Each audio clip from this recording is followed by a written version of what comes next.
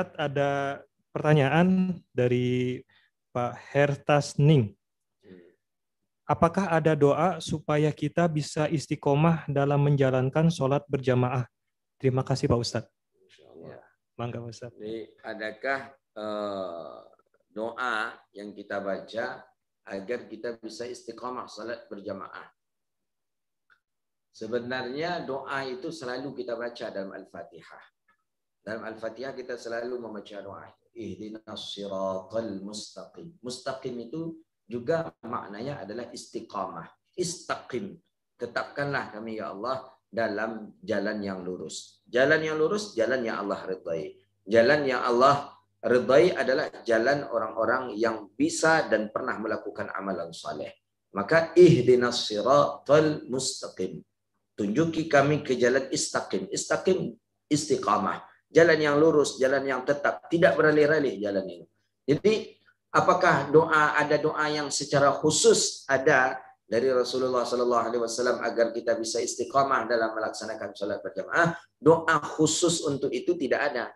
Tapi doa khusus untuk kita istiqamah dalam segala kebaikan ada. Nah, itulah dia di dalam surah Al-Fatihah tadi. Jadi kita juga bermohon kepada Allah agar Allah istiqamahkan kita dalam segala kebaikan. Baik dalam salat berjamaah, baik dalam bersedekah, baik dalam membantu orang, agar Allah beri kita istiqamah kepada hal yang seperti itu. Tapi insya Allah orang-orang yang selalu membaca doa itu dalam salatnya akan Allah beri dia keistiqamahan dalam melakukan amal kebaikan. Istiqamah ini susahnya di ujiannya yang susah. Ujiannya susah. Ketika sudah mulai libur saja kita terasa itu. Kita salat ini rajin nih karena ada aura Ramadannya ini. Ketika Ramadannya tidak ada lagi, duduk di majelis ilmu itu agak susah gitu ya. Agak susah. Untuk salat saja susah. Jangankan puasa Senin Kamis saja agak susah juga kita. Ini enak kita. Sahur dibangunkan.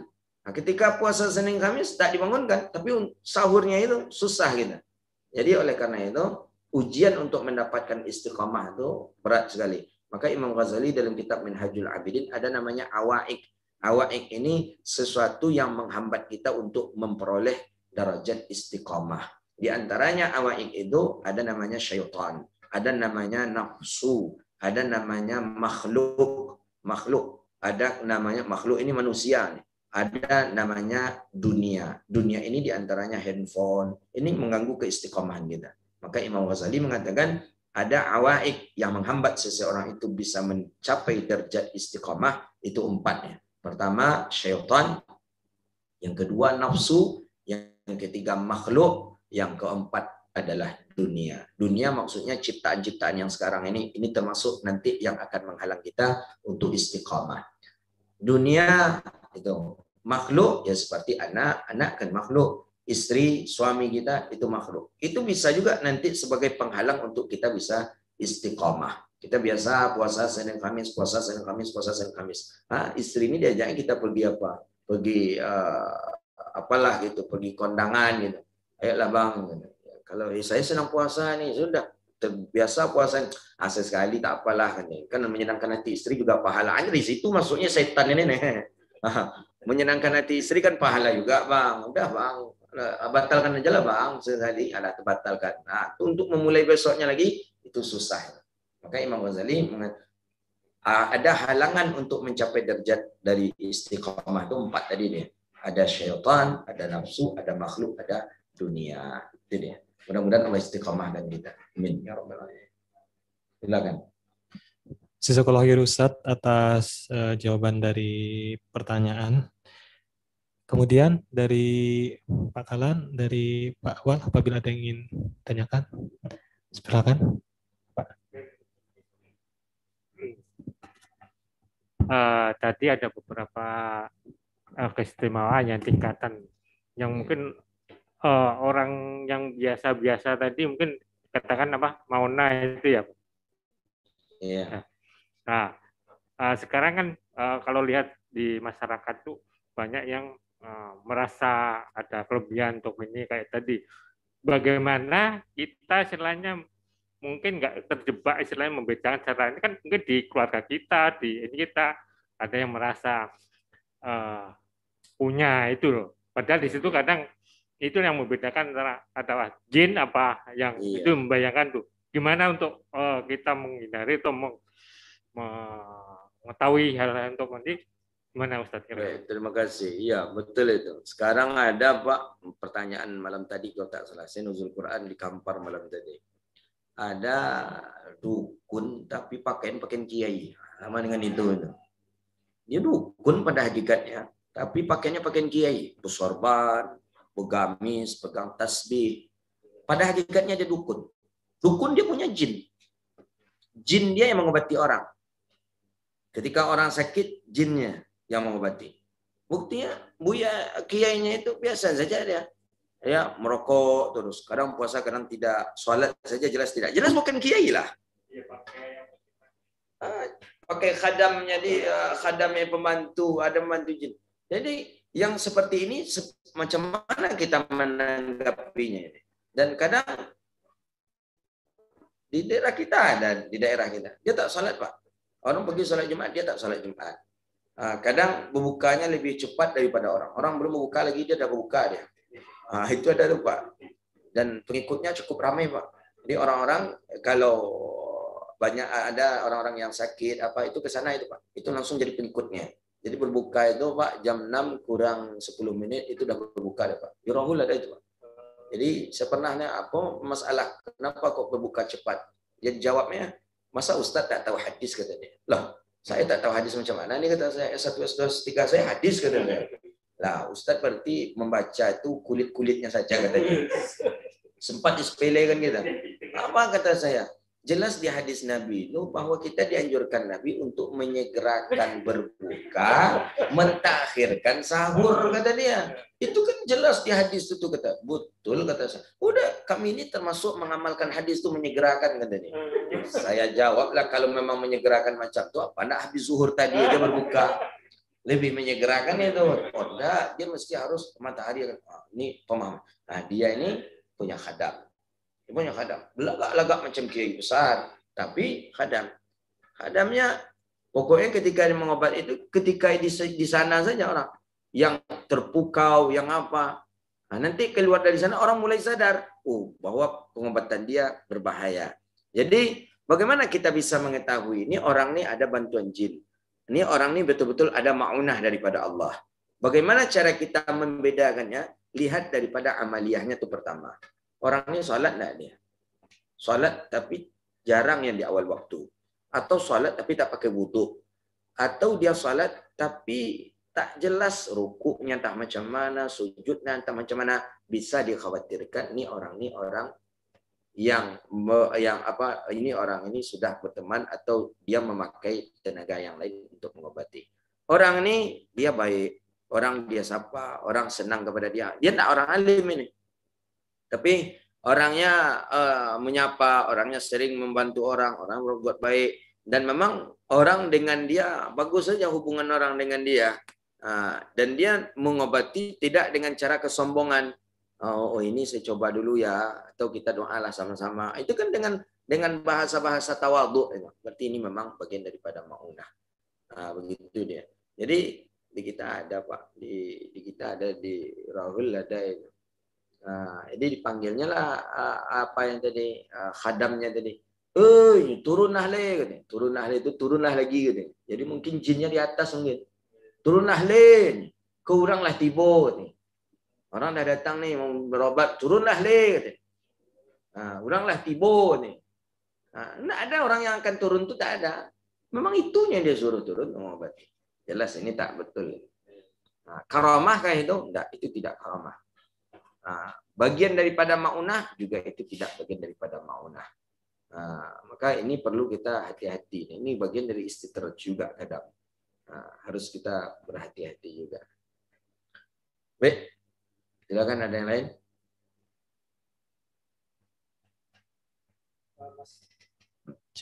Masih ada pertanyaan nih Ustaz. Assalamualaikum Ustaz.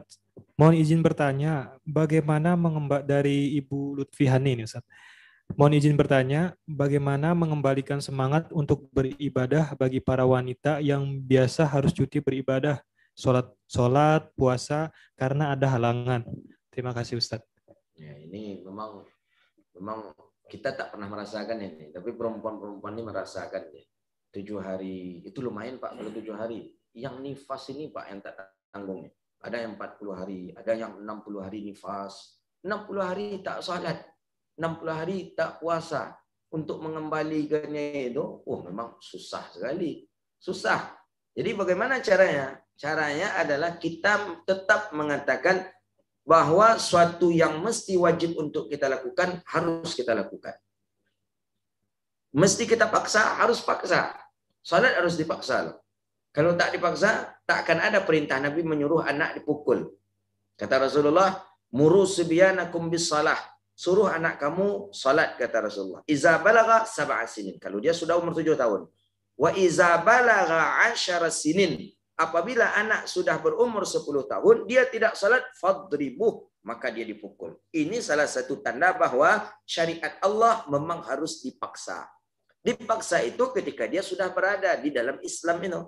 Maka ayat kan mengatakan la ikraha fiddin. Tidak ada paksaan dalam Islam. Maksudnya memaksa orang untuk masuk Islam itu tak boleh. Tapi ketika seseorang sudah berada di Islam itu, dia mesti harus dipaksa. Bangun sahur harus dipaksa Pak. Kalau tak akan bisa kita makan sahur. Salat qiyamul lail harus dipaksa. Kalau tak akan mau kita. Maka Islam memang tidak memaksa. Maksudnya ketika orang itu di luar Islam harus dipaksa dia masuk Islam, tak boleh. Kita kena tegur oleh ayat Allah. Maka Nabi ketika merayu orang-orang kafir, Nabi merayu orang-orang kafir agar orang-orang kafir ini masuk Islam. Dirayu oleh Rasulullah. Datanglah sahabat Nabi namanya Abdullah bin Ummi Maktum. Orang buta, tukang azan Nabi, suaranya cantik. Tapi dia buta. Datang dia ke Rasulullah. Nabi sedang merayu orang kafir nih. Nabi tak hiraukan ini, orang buta nih. Nabi biarkan saja. Padahal ini sahabat dekat Nabi, tukang azan Nabi. Nabi punya tukang azan 2 orang. Bilal bin Rabah satu, Abdullah bin Ummi Maktum satu. Ini buta. Tak dihiraukan Nabi. Nabi merayu. Turunlah ayat. Jibril turun mengantarkan ayat menegur Nabi Muhammad. Abbasa wa tawalla am ja'ahul a'ma. Muhammad, kenapa engkau mempalingkan wajahmu? Kenapa engkau bermuka masam terhadap orang buta ini? Tak boleh rupanya. Jadi ada orang kafir, kita rayu dia untuk masuk Islam.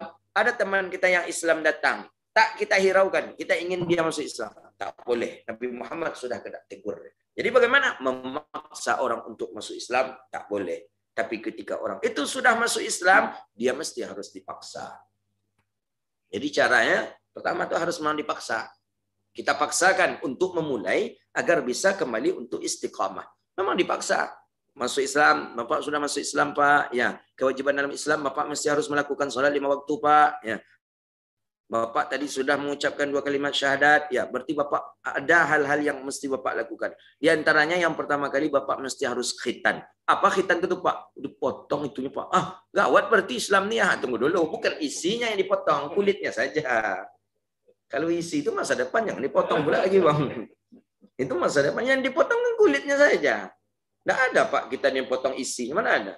Abang-abangnya Bapak ini tak ada isinya dipotong ini. Kulitnya saja.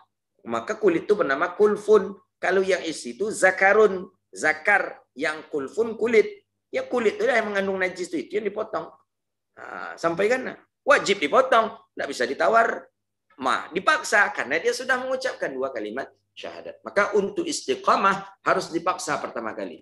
Ketika perempuan yang halangan, ketika perempuan yang nifas, dia lama masa fatrah kosong ibadahnya. Untuk memulai, mesti harus dia paksakan itu pertama kali. Jadi bolehkah ibadah untuk dipaksakan? Boleh. Boleh. Dipaksakan, boleh. Kemudian yang kedua, jadi pertama tadi, pelajari, ingat bahwa itu adalah bagian daripada suatu kewajiban kita. Maka kita mesti memaksa untuk melakukannya. Setelah kita memaksa untuk melakukannya, maka yang kedua, jadikan itu sebagai kenikmatan. Kita bisa istiqomah kalau sudah nikmat, Pak. Kalau terasa nikmat.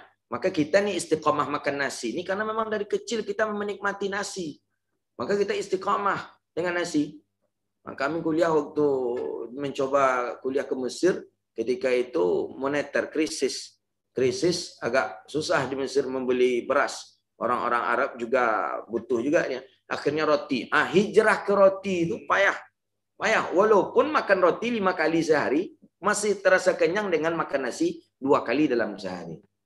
Karena tadi dengan istiqamah sudah menikmati nasi dari kecil. Maka ibadah yang sudah kita paksakan itu nikmatilah, maka dia akan bisa menjadi istiqamah.